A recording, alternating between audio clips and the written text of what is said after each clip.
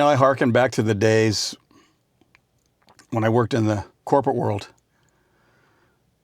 If any of you guys are working in the corporate world or working in a very controlled environment, stick with me here. I want to share my story, and hopefully I can help you escape this madness. You had to work with the egos, the know-it-alls, the yes man, the attitude, and the so-called team. If you're not on the team, might as well just blow out. It reminds me, 10 years ago I had my last corporate job, and sitting in these meetings and get-togethers, and just listen to the word salad, just the stuff, just spewing, the BS just coming out. It's just ridiculous. And you just sit there and you just gotta bite your lip, dude. I don't know how much blood I drank, my own blood from chewing on my lip. Just sucked, man. It's horrible. As I shared, you can't thrive in those environments. We're creatures that want to contribute, that want to give. And you're in this controlled environment. That's what it is. It's all about control. Sitting there, we had this one guy that he always had something was always on the come. Oh yeah, we're going to get there. And he had the owner's hook, line, and sinker. They believed everything he said. I kind of equate it to my dad. One time he was fishing. He caught a swordfish. And he said when he brought it in that the hook was in its bill, right where the sword came out, the fish, and it just wore a hole. And it wasn't even hooked in his lip. He didn't even swallow it. And so he just kept the line taut the whole time. So when I think about these guys, I mean, they swallowed the hook, the line, the sinker, all the way through, not in the lip, not in the throat, not in the stomach, all the way out the orifice, and the hook was hooked in the end of them. That's how much he's got them. It's just amazing you just can't see it.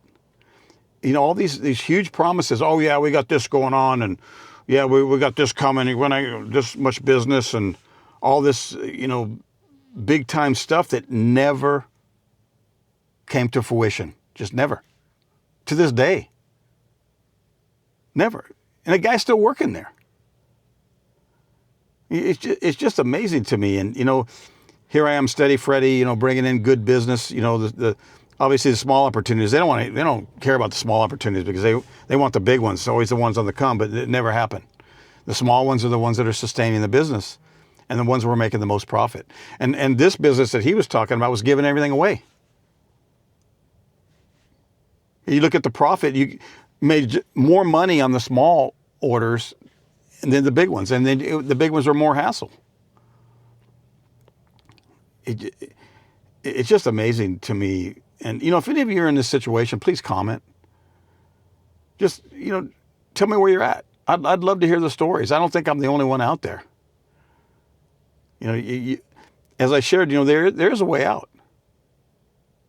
You just got to take the initiative. You got to. The thing is, they beat you down so hard, you feel like you have no self-worth. You feel like, oh man, I'm not that great. It's like, I used to be like that. Not anymore.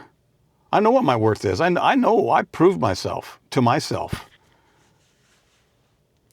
And so here's a lesson. You're sitting in a meeting wondering why honesty is always unwelcome. Maybe there's nothing wrong with you. Maybe you're just your value. They don't value your ideas. And feeling like this is it's always you feel like you're weak. Sometimes it's information that may be telling you that you've outgrown the place. Or that you're never meant to become a yes man. Don't lose your voice trying to keep a seat at the table. Build some confidence. And go get them. Go find something. There's always something else out there. There's a lot of jobs that you don't have to go through that. You got to know your self-worth. And maybe you're not making as much, but if you're making a ton of money, is that really worth selling yourself out? Selling your integrity? I don't think so. The time is now. Hope you guys are having a great day. I'll see you on the next video.